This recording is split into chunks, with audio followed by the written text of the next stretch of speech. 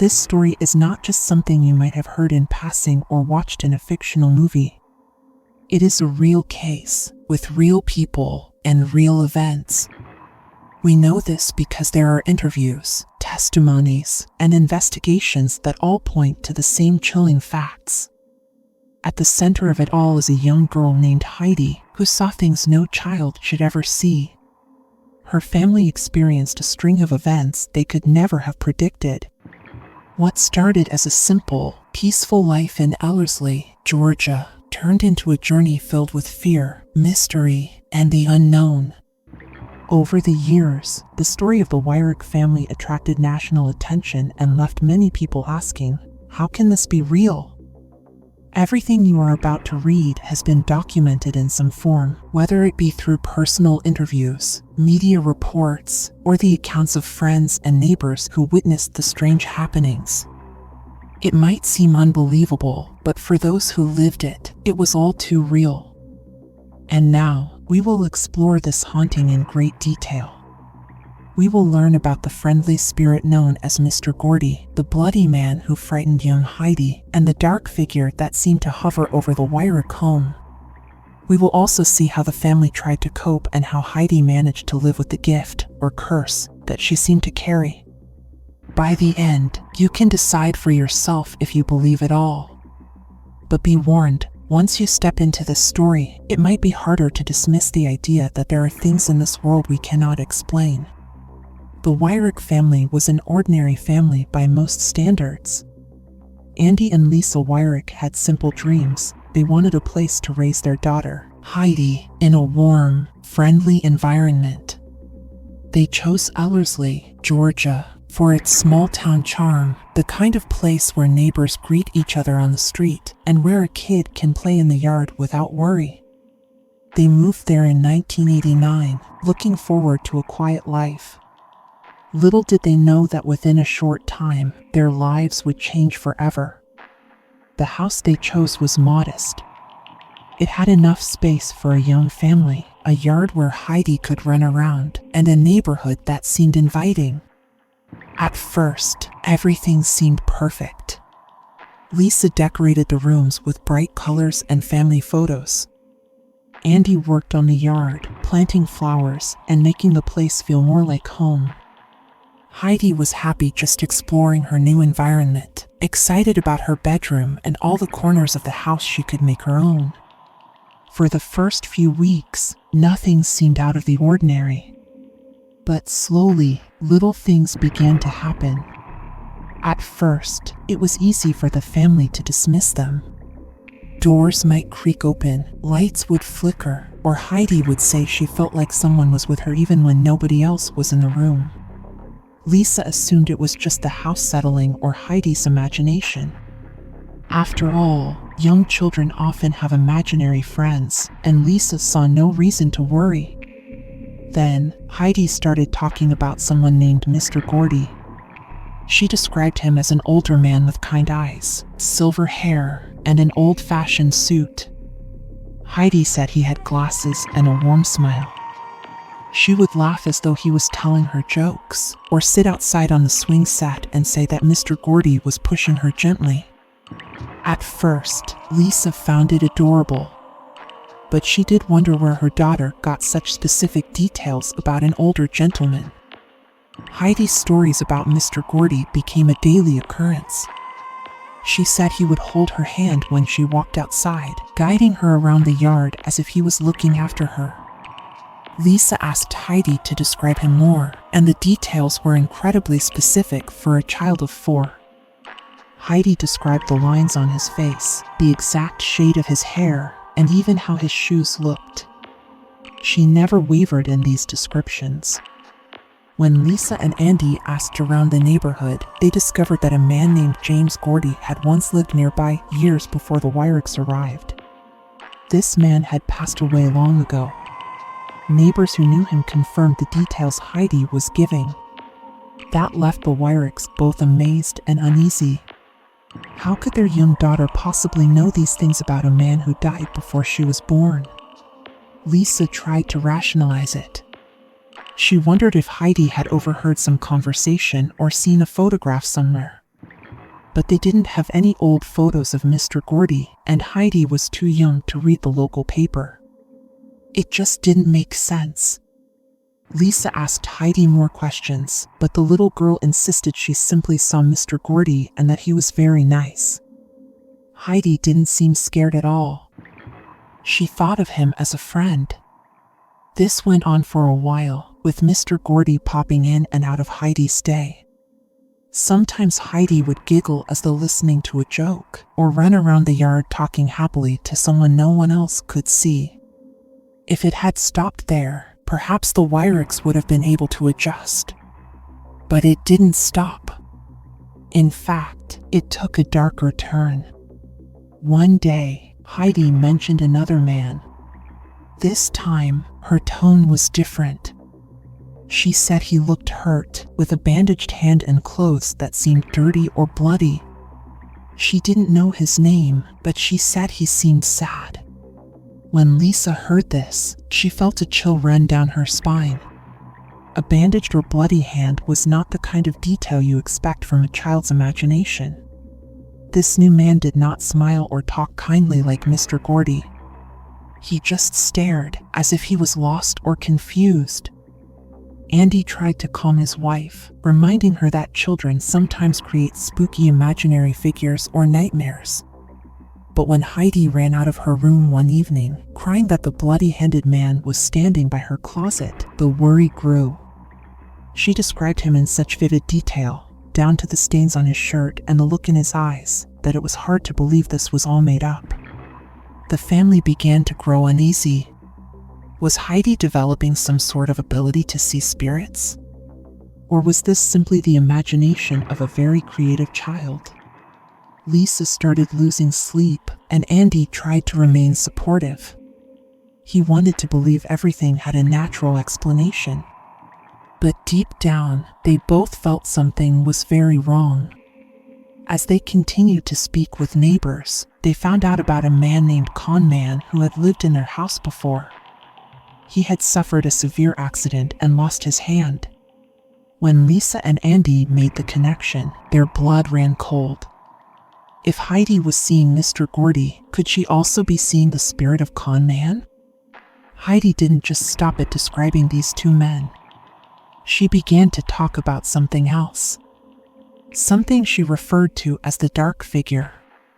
This wasn't a friendly old man, and it wasn't a sad figure with a wound. This was a formless shadow that lurked in the corners of rooms, especially at night.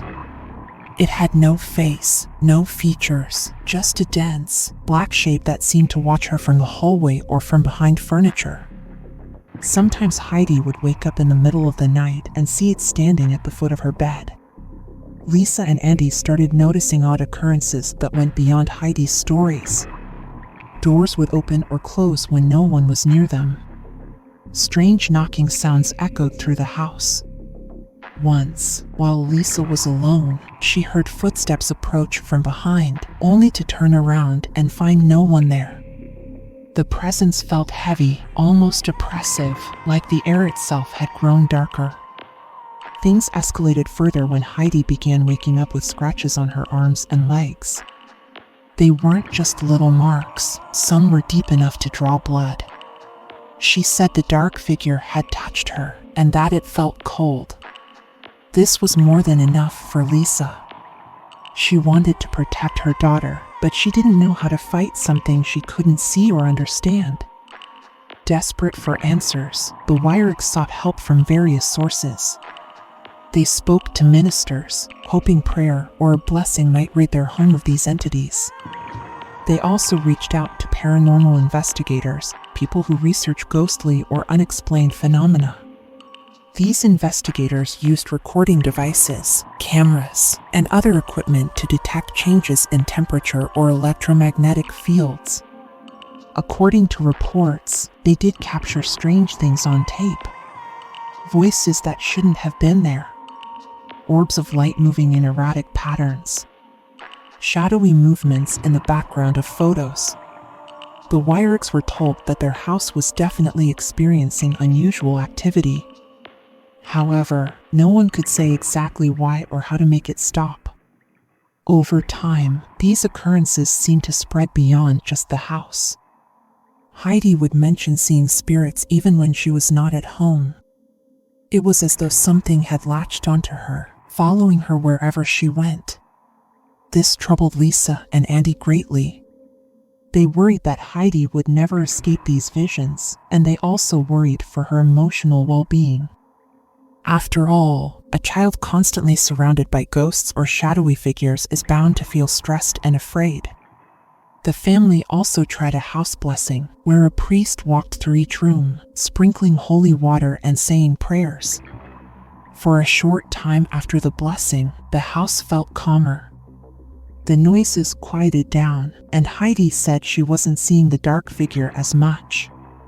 But the relief was temporary. The activity soon returned, sometimes even more intensely than before. Living in a constant state of fear took a toll on everyone.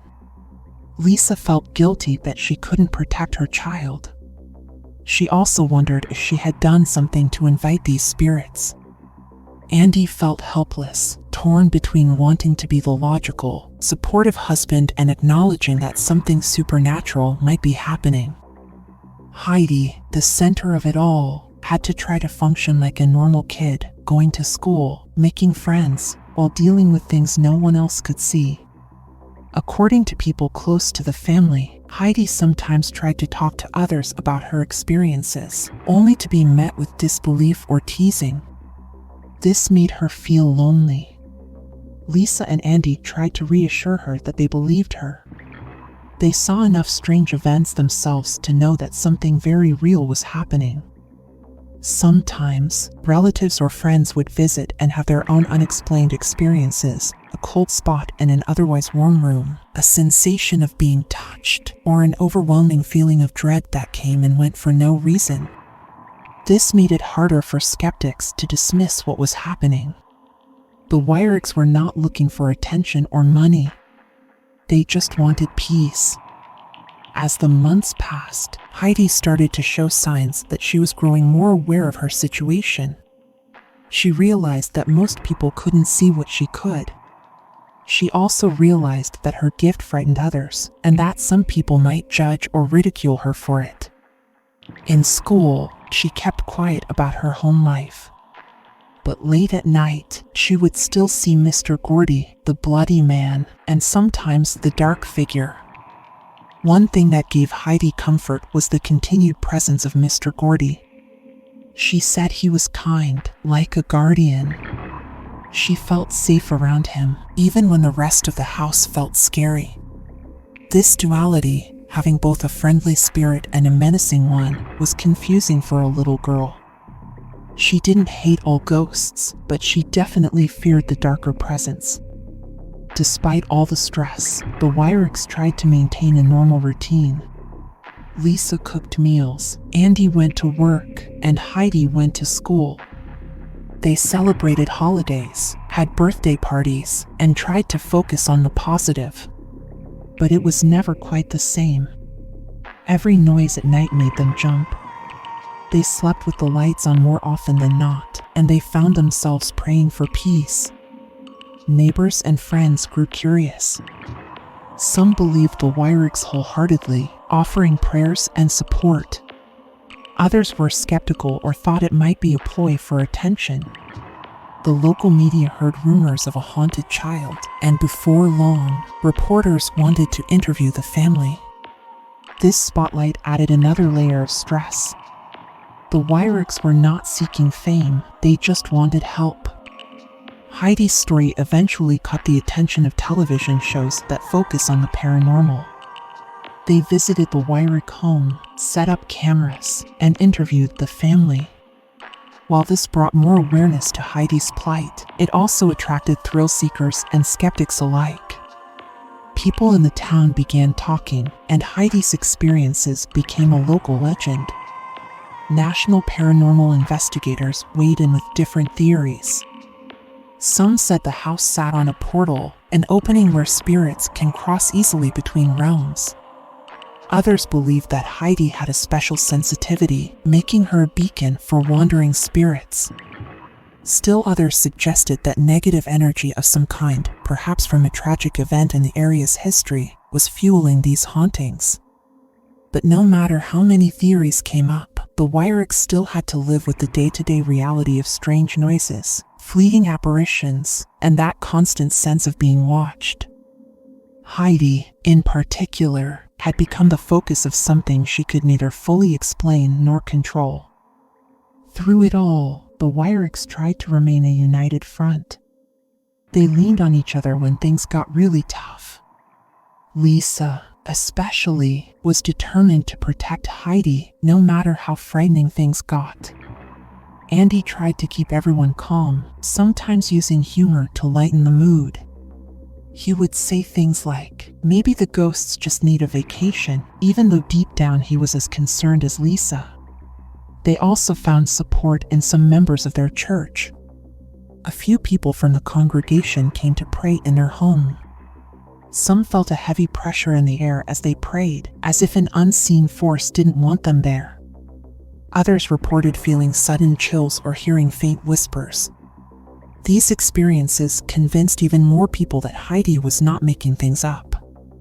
At one point, the family also sought counseling. They wanted to make sure Heidi wasn't suffering from any mental health issues. According to various accounts, psychologists did not find signs of mental illness. Heidi was a normal child, aside from her alleged ability to see spirits. The family took some comfort in that, but it didn't solve the problem of the haunting. Some people suggested that the Wyrics should move.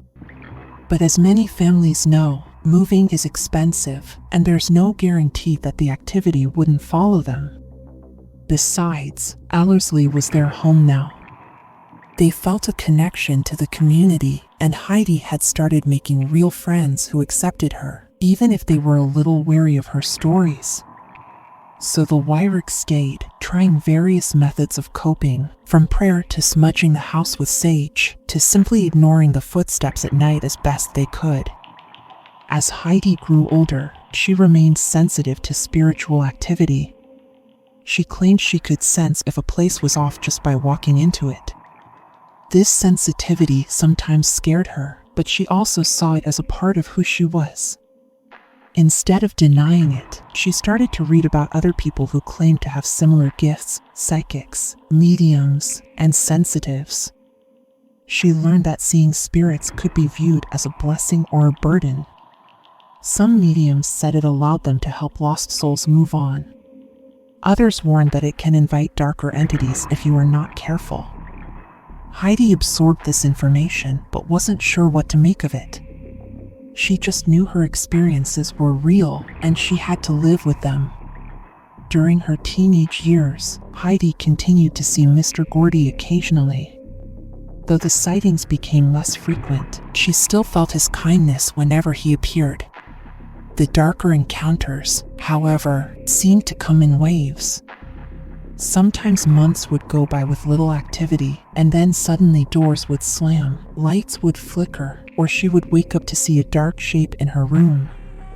The Wyrick family kept a journal of these events for a while, documenting the date, time, and nature of each incident. They also invited investigators to come back and reassess. The investigators found that the house still registered odd electromagnetic fluctuations, and on rare occasions, cameras picked up strange orbs or shadows. Nothing definitive, but enough to keep believers convinced and skeptics unconvinced. Meanwhile, word of Heidi's childhood experiences continued to spread. Some local folks whispered about curses, while others said the land itself had a long and troubled past. Stories surfaced about old graves on or near the property, or about tragedies that had happened in the region decades or even centuries before. While none of these stories were confirmed as the direct cause, they added layers of mystery to the Wyrick saga. The emotional strain on the family cannot be understated. Lisa occasionally blamed herself, wondering if she had somehow attracted these forces. Andy, while supportive, had moments of frustration where he felt helpless. Heidi went through the typical teenage ups and downs, but with the added stress of never knowing if she'd wake up to find a spirit in her room. They coped by talking openly. Lisa would sit Heidi down and ask her about what she saw or how she felt. Sometimes just sharing helped Heidi process her fear. The family also tried to bring humor into the situation where they could, making jokes about uninvited roommates. But the jokes didn't erase the fear. They just made it a bit more bearable. As time passed and Heidi grew into adulthood, she reflected on her childhood experiences with a bit more perspective. She recognized that many people doubted her stories, but she also knew what she had seen. She participated in interviews and documentaries, recounting how real it all felt. She never claimed to have all the answers. She only knew that it had happened to her. Heidi also admitted that, in some ways, Mr. Gordy had been a comforting presence.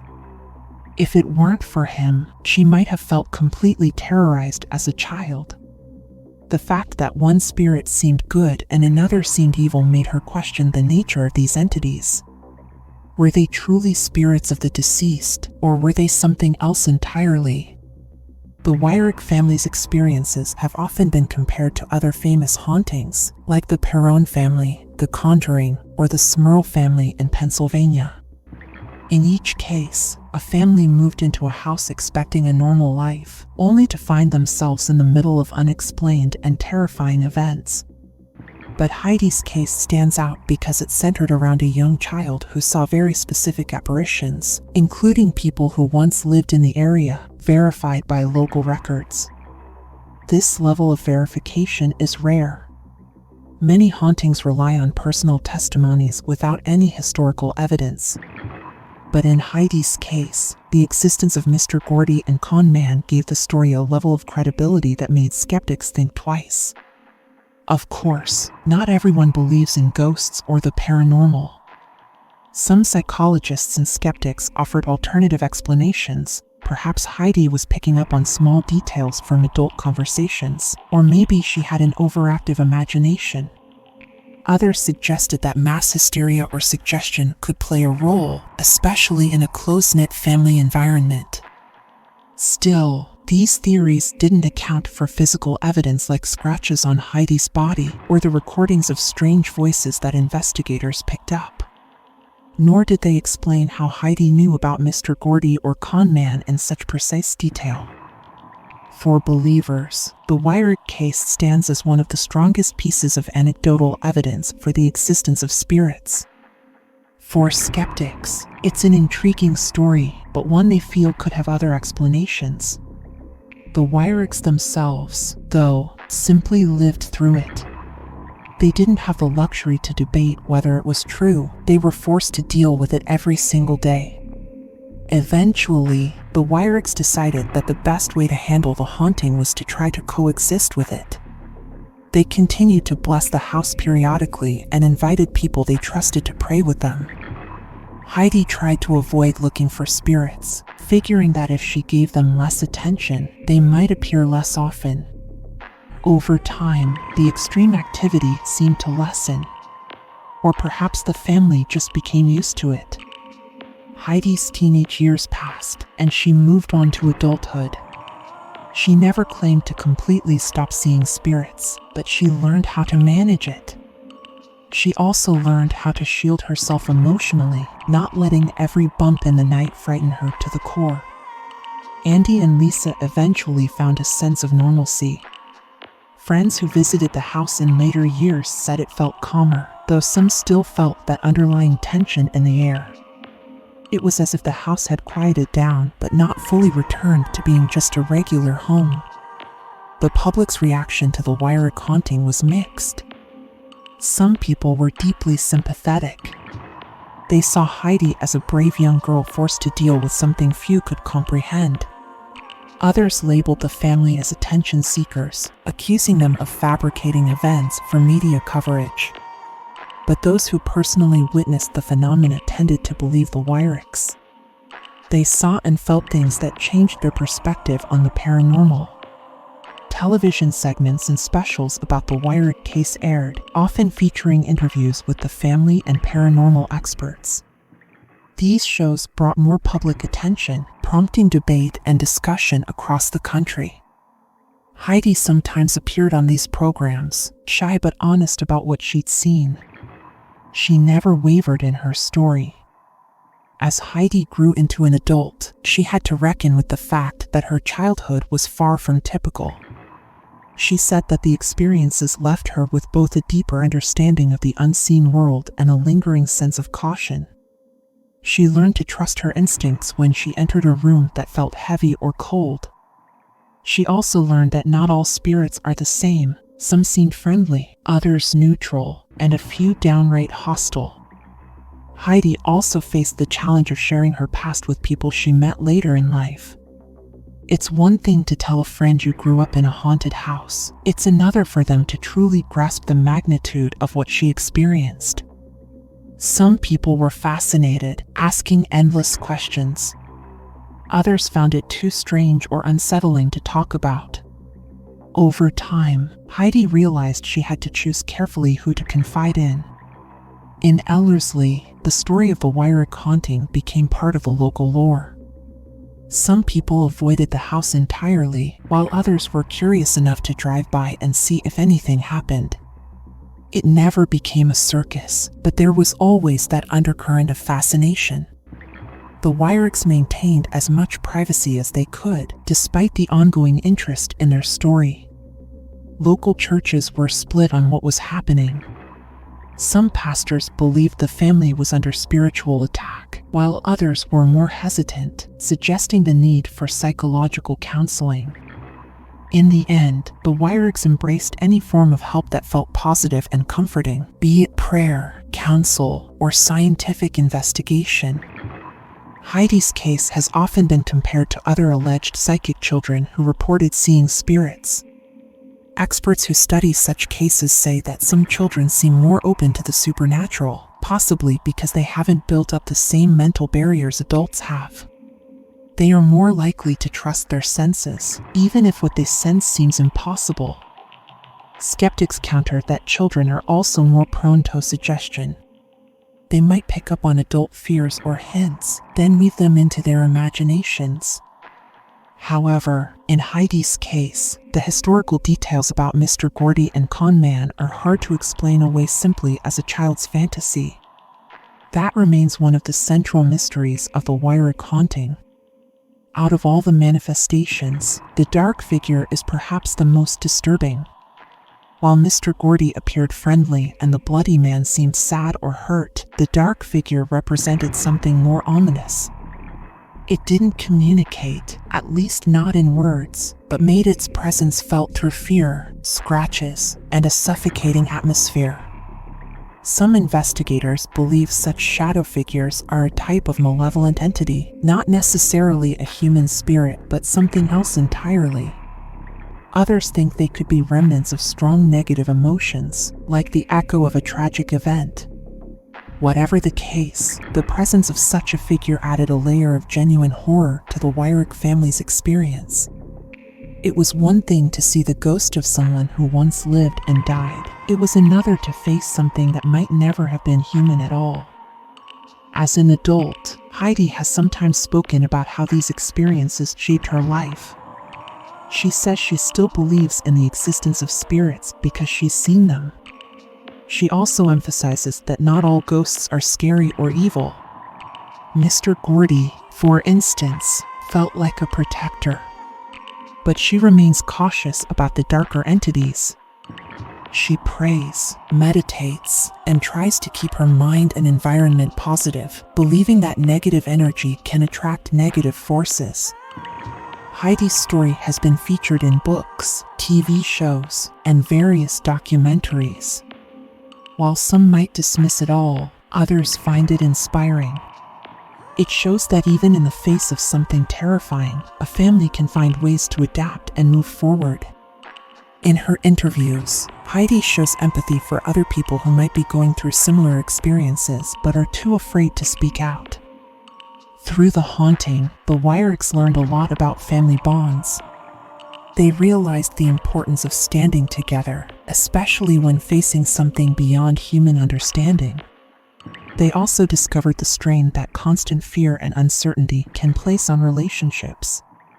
Lisa admitted there were times she felt overwhelmed. Andy sometimes felt powerless to protect his family. But in the end, they remained united. Friends and relatives who stuck by them were invaluable. Having people believe them, or at least believe that they believed, provided emotional support. Those who dismissed their claims or mocked them fell out of their circle. It was a painful reality, but one that often accompanies situations where the unexplainable happens. Some may wonder, why focus on this haunting? The world has plenty of ghost stories, after all. But the Wyrick family's experience stands out because it involves detailed sightings by a young child, verifiable connections to people who passed away, and consistent paranormal activity observed by multiple witnesses. The story also resonates because it touches on universal fears, the unknown, the possibility of forces beyond our control, and the vulnerability of children who encounter these forces. Furthermore, it provides a narrative about resilience. The Wyricks didn't run away or exploit their situation for personal gain. They sought help, tried to adapt, and eventually learned to live with something that frightened them. It's a story that suggests that while the unknown can be terrifying, there are ways to face it, especially if a family stays united. So here we are, at the end of a long journey through the life of Heidi and the haunting that surrounded her from a very young age. We've explored her first encounter with Mr. Gordy, the shocking realization that he was a real person who had passed away, the appearance of the bloody-handed man, and the menacing dark figure that haunted her dreams. We saw how her parents, Lisa and Andy, struggled to protect their daughter while living under constant stress. We also looked at how the community reacted, how investigators tried to find answers, and how the story gained national attention. Now it's your turn to think about what might really have been going on. Was Heidi a gifted child with a psychic ability? Was the house a hotspot for paranormal activity, possibly due to tragic events in the past? Or is there a simpler explanation that we haven't considered yet? One thing is certain, the Wyricks went through something very real to them, something that profoundly shaped their lives.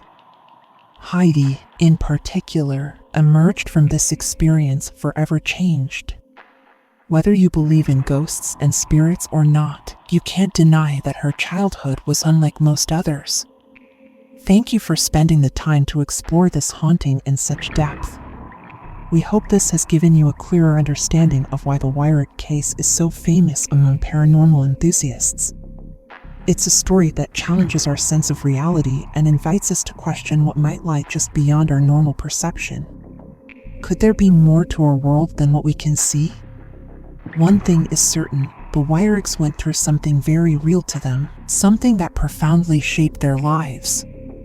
Heidi, in particular, emerged from this experience forever changed. Whether you believe in ghosts and spirits or not, you can't deny that her childhood was unlike most others. Thank you for spending the time to explore this haunting in such depth. We hope this has given you a clearer understanding of why the Wyrick case is so famous among paranormal enthusiasts. It's a story that challenges our sense of reality and invites us to question what might lie just beyond our normal perception. Could there be more to our world than what we can see? Let us know your thoughts. Have you ever had an experience that made you wonder if there's something else out there?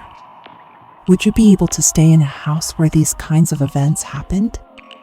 Share your opinions or your own stories. We're all eager to hear how you interpret these events. Until next time, stay curious, stay open-minded, and remember that sometimes the scariest things are those we can't explain. If you enjoyed this deep dive, make sure to like, subscribe, and hit that notification bell so you don't miss our next exploration into the unknown. Sleep well, if you can.